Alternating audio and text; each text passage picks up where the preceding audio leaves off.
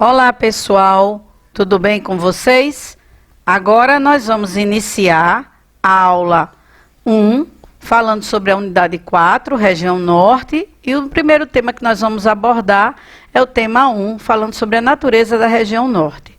Eu sou a professora Ana Menezes e hoje nós vamos falar sobre a maior região do Brasil.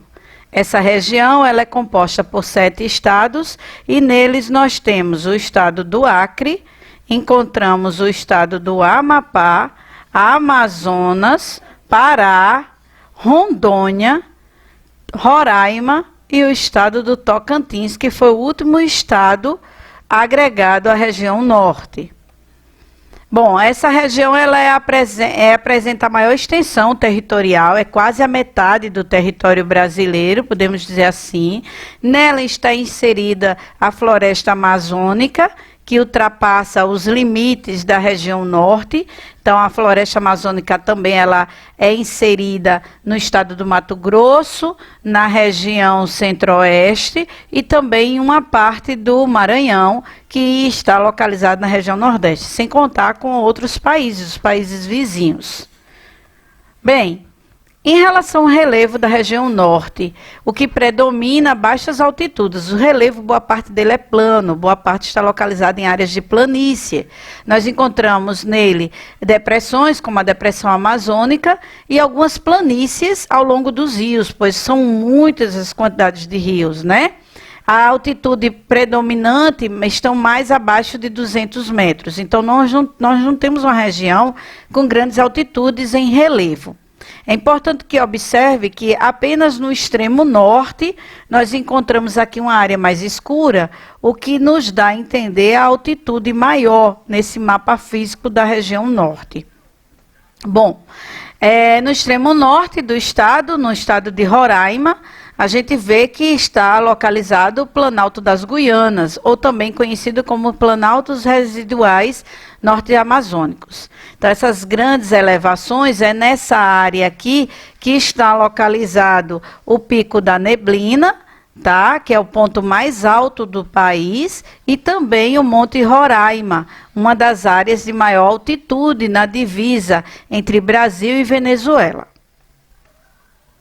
No que se refere à hidrografia dessa região, a região norte ela apresenta muitos rios, extensos rios e grandes com volume de água, né?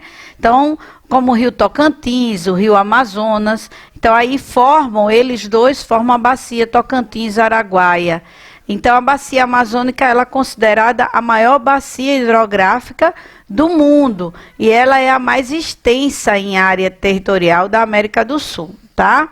Então, assim, no Brasil, a bacia hidrográfica, a bacia amazônica, ela abrange toda a região norte e porções da região centro-oeste do país. Então, a gente tem, se vocês observarem esse mapa, aqui nós temos o rio Amazonas, essa parte em vermelho, e todas essas linhas azuis são afluentes que desaguam no Amazonas.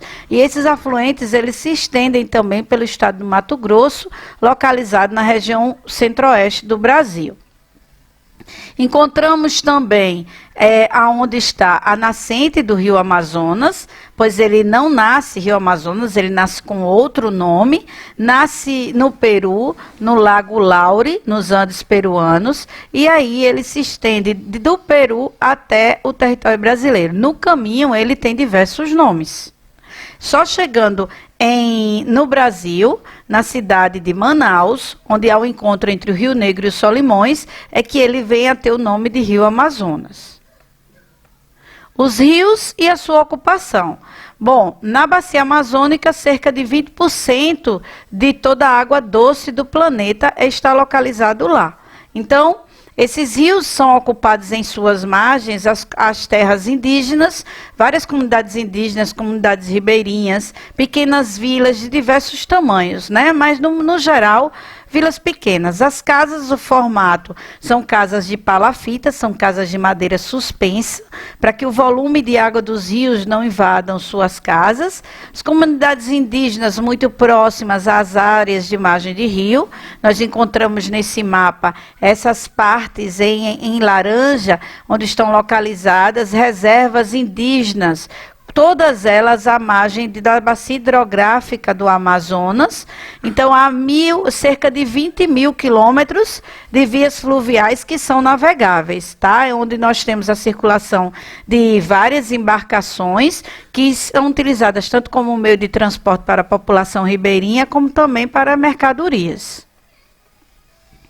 Já em relação ao clima, um dos fatores que são responsáveis pelo clima, né, pelo volume de água, de rios da bacia amazônica, é exatamente por conta do clima equatorial úmido. Então, chove bastante, né? Há uma média de temperatura elevada, com taxa de evaporação, e a gente tem um grande índice pluviométrico, né, devido à evaporação que ocorre por parte da floresta amazônica.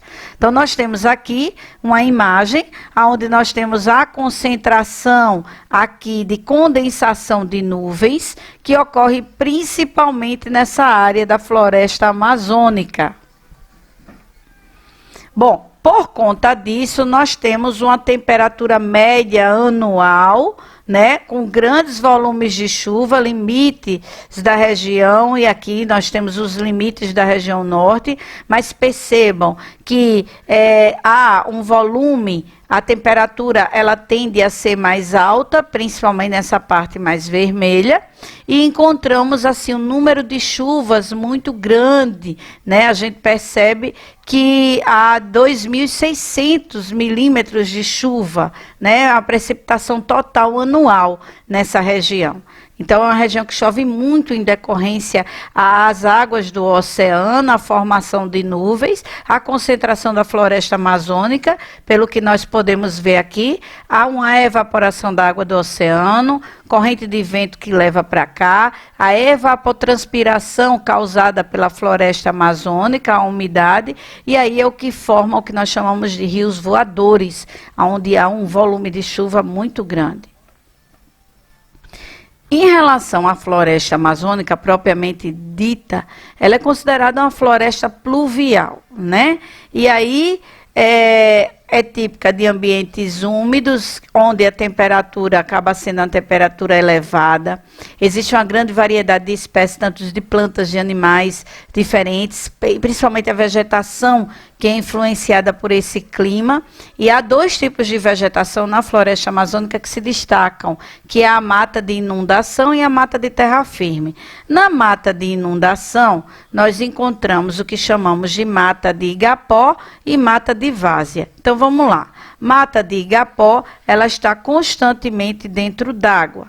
Mata de várzea está em uma área que depende do períodos que a água sobe e períodos que o nível da água baixa. Então, a mata de igapó, ela está às margens, ao longo das margens dos rios, são áreas frequentemente alagadas e apresentam árvores de menor porte, comparadas às árvores muito mais altas da floresta amazônica.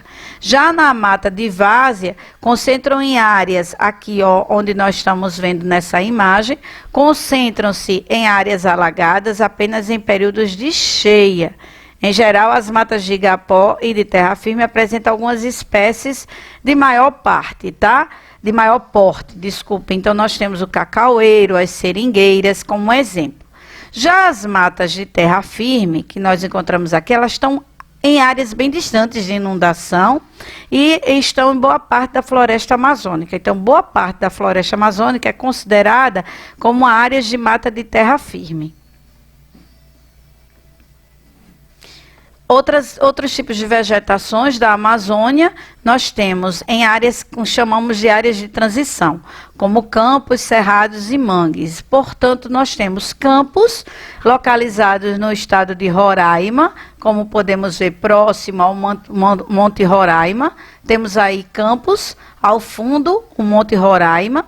Temos o cerrado, que cobre áreas de Roraima, Rondônia, Pará, Amapá e grande parte do Tocantins. Olha aí a vegetação de cerrado no Pará. E encontramos os mangues, porque nós temos também áreas costeiras entre o Amapá e o Pará, a saída do oceano, principalmente os mangues da ilha de Marajó, no Pará. E aí nós encontramos nesse mapa, percebemos saída do oceano aqui do estado do Amapá, a saída para o Oceano Atlântico e a saída, passagem também do estado do Pará para o Oceano Atlântico, onde há a entrada do oceano, onde há água salgada também, e o mangue é um tipo de vegetação que existe em áreas salgadas, né? Ou água salobra. A Amazônia ela é distinta, ela tem dois tipos, como a Amazônia Legal e a Amazônia Internacional. Para que nós possamos entender, vamos observar esse mapa.